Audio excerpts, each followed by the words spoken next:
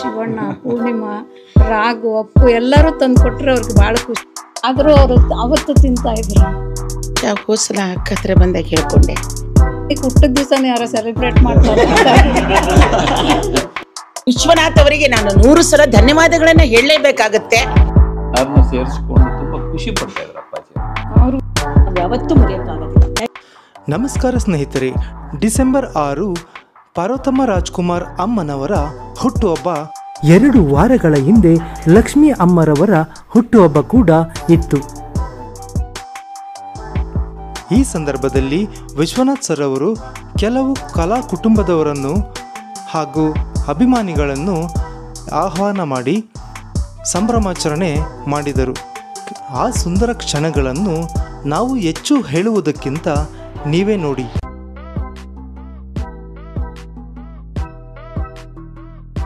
ನಮಗಿರ್ಲಿ ಅಂತ ಜೊತೆಲಿ ನನ್ನ ಮಗ ಕೂಡ ಇವತ್ತು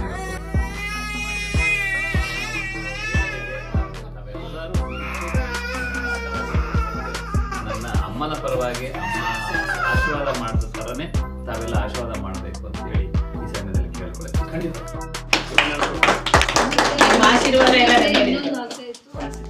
ಮಕ್ಕಳು ಎಲ್ಲರೂ ಸೀರೆಗಳು ತಂದು ಕೊಡ್ಬೋದು. ನಾನು, ಶಿವಣ್ಣ, ಪೂರ್ಣಿಮಾ, ರಾಘು, ಅಪ್ಪು ಎಲ್ಲರೂ ತಂದು ಕೊಟ್ಟರೆ ಅವ್ರಿಗೆ ಭಾಳ ಖುಷಿ ಆಗ್ತದೆ. ನೀನು ತಂದಿದ್ಯಾ ತೋರಿಸಿ, ಏನು ತಂದಿದ್ಯಾ ತೋರಿಸಿ.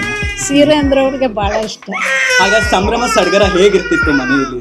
ತುಂಬ ಚೆನ್ನಾಗಿ ಎಲ್ಲರೂ ಬರ್ತಾಯಿದ್ರು. ನಮ್ಮ ಅತ್ತೆ ಮಕ್ಕಳು, ನಮ್ಮ ಸೋದರ ಮಾವದಿರು ಎಲ್ಲ ಬರ್ತಾಯಿದ್ರು. ನಮ್ಮ ಚಿಕ್ಕಮ್ಮದಿರು ಎಲ್ಲ ಬಂದು ವಿಶ್ ಮಾಡಿ ಹೋಗೋರು. ಅಮ್ಮಂಗೆ ಏನೇನೆಲ್ಲ ಖಾದ್ಯಗಳು ರೆಡಿ ಆಗ್ತಿತ್ತಮ್ಮ ಬರ್ಡೇ, ಎಸ್ಪೆಷಲಿ ಬರ್ಡೇ? ಅಮ್ಮಂಗೆ ಒಬ್ಬಟ್ಟು ಅಂದರೆ ತುಂಬ ಇಷ್ಟ. ಆದರೆ ಅವ್ರು ಸ್ವೀಟ್ ತಿನ್ನಂಗಿರಲಿಲ್ಲ. ಆದರೂ ಅವರು ಅವತ್ತು ತಿಂತಾ ಇದ್ರು. ಅವತ್ತು ಮಾತ್ರ ತಿಂತಾರೆ. ಅಪ್ಪಾಜಿಯವ್ರು ಹೇಗೆ ಸಂಭ್ರಮಿಸ್ತಾರೆ? ಅಪ್ಪಾಜಿಗೆ ಹುಟ್ಟುಹಬ್ಬ ಮಾಡೋದೇ ಇಷ್ಟ ಆಗ್ತಾ ಇರಲಿಲ್ಲ. ಏನಕ್ಕೆ ಹುಟ್ಟಿದ ದಿವಸನೇ ಯಾರೋ ಸೆಲೆಬ್ರೇಟ್ ಮಾಡ್ತಾರೆ. ಎಲ್ಲರೂ ಸೇರ್ಲಿ ಅಂತ ಮಾಡ್ತೀವಿ ಅಪ್ಪಾಜಿ ಅಂತ ನಾವು ಅವ್ರನ್ನ ಕನ್ವಿನ್ಸ್ ಮಾಡ್ತಾ ಇದ್ವಿ. ಆದ್ರೂ ಅವ್ರ ಜೊತೆಗೆ ಬಂದು ಕುತ್ಕೊಂಡು ಹುಟ್ಟುಹಬ್ಬನ ಆಚರಿಸ್ತಾರೆ. ಮಾಡ್ತಾ ಇದ್ರು ಖಂಡಿತ ಮಾಡ್ತಾ ಇದ್ರು. ಜೊತೆಲಿ ಇದ್ದು ಬೆರೆತು ಎಲ್ಲ ಮೊಮ್ಮಕ್ಕಳು ಮಕ್ಕಳು ಎಲ್ಲರನ್ನೂ ಸೇರಿಸ್ಕೊಂಡು ತುಂಬಾ ಖುಷಿ ಪಡ್ತಾ ಇದ್ರು ಅಪ್ಪಾಜಿ. ಅವ್ರಿಗೂ ಅಷ್ಟೇ ಕೇಕ್ ಕಟ್ ಮಾಡಿದ್ರೆ ಎಲ್ಲರ ಬಾಯಿಗೂ ಹಾಕೋದು. ಅವರು ಎಷ್ಟು ಜನ ಇರ್ತಾರೆ ಅಷ್ಟು ಜನದ ಬಾಯಿಗೂ ಹಾಕೋರು. ಒಳ್ಳೇದಾಗ್ಲಿ. ಈ ಒಂದು ಸುಂದರವಾದಂತಹ ಕ್ಷಣ ಹೇಗಿತ್ತು ಅನ್ನೋದನ್ನ ನಿಮ್ಮ ಪದಗಳು. ಸುಂದರವಾದಂಥ ಈ ಕ್ಷಣಗಳನ್ನ ನಾವು ಯಾವತ್ತೂ ಮರೆಯೋಕ್ಕಾಗೋದಿಲ್ಲ. ಯಾಕೆಂದರೆ ಅಮ್ಮವ್ರಿದ್ದಾಗಲೇ ನಾವು ಬರಬೇಕು ಅಂತ ಅಂದ್ಕೊಂಡಿದ್ವಿ, ಅದು ಆಗಲಿಲ್ಲ. ಆ ಆಸೆ ನೆರವೇರಲಿಲ್ಲ.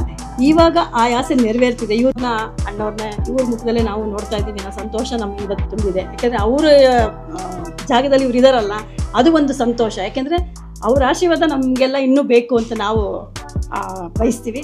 ಮತ್ತು ಈ ಕ್ಷಣ ಅನ್ನೋದು ತುಂಬ ಒಂದು ಹಬ್ಬನೇ. ಈಗ ಇಷ್ಟು ದಿನ ಕನ್ನಡ ನಾಡ ಹಬ್ಬ ಹೇಗಾಯ್ತೋ ಅದೇ ಒಂದು ರೀತಿನಲ್ಲಿ ಇದೊಂಥರ ಹಬ್ಬ ನಮಗೆಲ್ಲ. ಕನ್ನಡ ನಾಡಲ್ಲೇ ಹುಟ್ಟಿ ಬೆಳೆದಿರೋ ಅಂಥ ನಾವೆಲ್ಲರೂ ಈ ಒಂದು ಹುಟ್ಟು ಹಬ್ಬನ ಯಾವ ರೀತಿ ಆಚರಿಸ್ತಿದ್ದೀವಿ ಅಂದರೆ ಅದಕ್ಕಿಂತ ಹೆಚ್ಚಿನ ರೀತಿಯಲ್ಲಿ ಆಚರಿಸ್ಬೇಕು ಇನ್ನು ಮುಂದಿನ ವರ್ಷ ಅನ್ನೋದು ನನ್ನ ಆಸೆ ಇದೆ ಇನ್ನವೇ. ಹಾಗಾಗಿ ಅವ್ರ ಆಶೀರ್ವಾದ ಸದಾ ನಮ್ಮ ಮೇಲೆ ಇರಲಿ, ಎಲ್ಲರ ಮೇಲೆ ಅಂತ ಕೇಳ್ಕೊಳ್ತೀವಿ. ಇವತ್ತಿನ ಒಂದು ದಿನ ನನ್ನ ಜೀವನದಲ್ಲಿ ನಾನು ಹೇಳ್ಕೊತಾ ಇದ್ದೀನಿ. ಅಣ್ಣನವರು ಇದ್ದಾಗ ಪಕ್ಕದಲ್ಲೇ ತಿರುಗಿದ್ದೇನೆ, ಪಕ್ಕದಲ್ಲೇ ಕೂತ್ಕೊಂಡಿದ್ದೇನೆ. ನನಗೆ ಆ ಸನ್ನಿವೇಶ ಹೋದ ಸಲ ಅಕ್ಕ ಹತ್ರ ಬಂದಾಗ ಹೇಳ್ಕೊಂಡೆ, ಅವರಿಗೆ ನಮಸ್ಕಾರ ಮಾಡಿದೆ. ಅಕ್ಕ 83ರಲ್ಲಿ ನಮ್ಮ ಮೊಬೈಲು ಇಲ್ಲ, ಯಾರಾದ್ರೂ ಒಬ್ಬ ಕ್ಯಾಮ್ರಾಮೇನೂ ಇಲ್ಲ. ನಮ್ದು ಎಂಥ ದೈವ ಅಕ್ಕ. ಹೋದ ಸಲ ನಾನು ಬಂದಾಗ ಇದೇ ಮನೇಲಿ ಈ ಮಾತು ಹೇಳಿದ್ದೆ. ಈಗಲೂ ಅದು ನೋವಾಗ್ತಾ ಇದೆ. ಆದರೆ ಈಗ ನಾನು ನೋವು ಮರ್ತ್ಬಿಟ್ಟೆ. ಯಾಕಂದರೆ ಇವರೇ ರಾಜ್ಕುಮಾರ, ಇವರೇ ಪಾರ್ವತಮ್ಮ. ನನಗೀಗ ಅವತ್ತೇ ಅಕ್ಕನಿಗೇನಂದೆ, ಅಣ್ಣ ನೀನೇ ಆಗಿ ನನಗೆ ಅವತ್ತು ಅಣ್ಣ ಇದ್ದಿದ್ದಿಲ್ಲ, ನೀನೇ ನನಗೆ ಅಣ್ಣವ್ರು ನೀವೇ ಅಂತ ತಿಳ್ಕೊಂಡ್ಬಿಟ್ಟಿದ್ದೇನಕ್ಕ, ನನಗೆ ಆಶೀರ್ವಾದ ಮಾಡು ಅಂತ ಅಂದೆ ನಾನು. ಇವತ್ತು 2ನೇ ದಿನಾನೂ ನನಗೆ ಈ ಭಾಗ್ಯ ಸಿಗಬೇಕಾದ್ರೆ ಅವತ್ತು ಅಣ್ಣವ್ರು ಇದ್ದಿದ್ದಿಲ್ಲ, ಇವತ್ತು ಅಣ್ಣವರು ಎದುರುಗಡೆ ಕೂತ್ಕೊಂಡಿದ್ದಾರೆ, ಅಮ್ಮವರು ಕೂತ್ಕೊಂಡಿದ್ದಾರೆ ಅಂದಾಗ ಈ ವಿಶ್ವನಾಥ್ ಅವರಿಗೆ ನಾನು 100 ಸಲ ಧನ್ಯವಾದಗಳನ್ನು ಹೇಳಲೇಬೇಕಾಗತ್ತೆ. ವಿಶ್ವನಾಥ್ ಅವ್ರು ಏನಿದ್ದಾರೆ ಅಂದರೆ, ತಾವು ಬದುಕುವ ಒಂದು ಮರದ ಕೆಳಗಡೆ ಕೊಂಬೆಗಳನ್ನಿಟ್ಟುಕೊಂಡು ಹಣ್ಣುಗಳನ್ನು ಬೆಳೆದ ತಕ್ಷಣ ಎಲ್ಲರಿಗೂ ಹಂಚುತ್ತಾರೆ ವಿನಃ ತನ್ನ ಮನೆಯೊಳಗೆ ಇಟ್ಟುಕೊಂಡು ಹಣ್ಣನ್ನು ಕೊಳಿಸೋದಿಲ್ಲ ಅನ್ನೋದೇ ನನ್ನ ಮಾರ್ಗದ ಒಂದು ಮಾತಿದು. ಯಾಕಂದರೆ ಅವ್ರು ನಮ್ಮನ್ನು ಕರೀಲಿಲ್ಲ, ಇವರೆಲ್ಲ ಬರಲಿಲ್ಲ, ನಾನು ಇವ್ರ ಜೊತೆಗೆ ಸೇರಲಿಲ್ಲ. ಆದರೆ ಈ ಸಲನೂ ನಾನು ಸತ್ತ ಮೇಲೂ ಇವ್ರು ನೋಡ್ತೇನಿಲ್ಲೋ ಅನ್ನುವಂಥ ಭಾವನೆಗಳು ನಂದು ಅಳಕಿ ಹೋಯ್ತೀಗ. ಅದು ಒಂದು ನೋವನಿಗಿತ್ತು, ಇವತ್ತಿಗೆ ಅದು ಕೊನೆಯದಾಯಿತು. ಇವರೇ ನನಗೆ ಪಾರ್ವತಮ್ಮ, ಇವರೇ ನನಗೆ ರಾಜ್ಕುಮಾರ.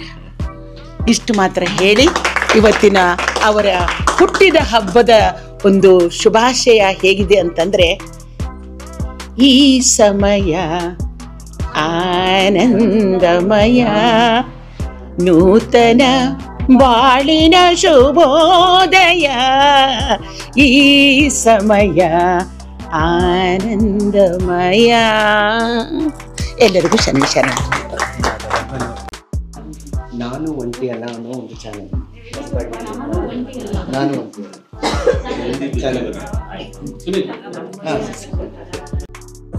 ನಾನು ಒಂಟಿ ಅಲ್ಲ ನಮ್ಮ ಚಾನಲ್ನ ಅವರು ಬಂದಿದ್ದಾರೆ. ಅದನ್ನು ಅವರ ಚಾನಲ್ಲು ಇವತ್ತು ನಮ್ಮನೆ ಒಳಗೆ ಬಂದಿದೆ. ತುಂಬ ಸಂತೋಷ ಆಗ್ತಾಯಿದೆ. ಅವರ ಚಾನಲ್ಲು ಇದೇ ರೀತಿ ಇನ್ನೂ ಉನ್ನತ ರೀತಿಯಲ್ಲಿ ಬೆಳೆದು ಒಳ್ಳೆ ರೀತಿಯಲ್ಲಿ ಒಳ್ಳೆ ಕೆಲಸಗಳನ್ನ ಮಾಡಲಿ, ಒಳ್ಳೊಳ್ಳೆ ವಿಷಯಗಳನ್ನ ಜನಗಳಿಗೆ ತಿಳಿಸಿ ಒಳ್ಳೇದು ಮಾಡಲಿ ಅಂತ ಈ ಸಮಯದಲ್ಲಿ ಹೇಳೋಕ್ಕೆ ಇಷ್ಟಪಡ್ತೀನಿ.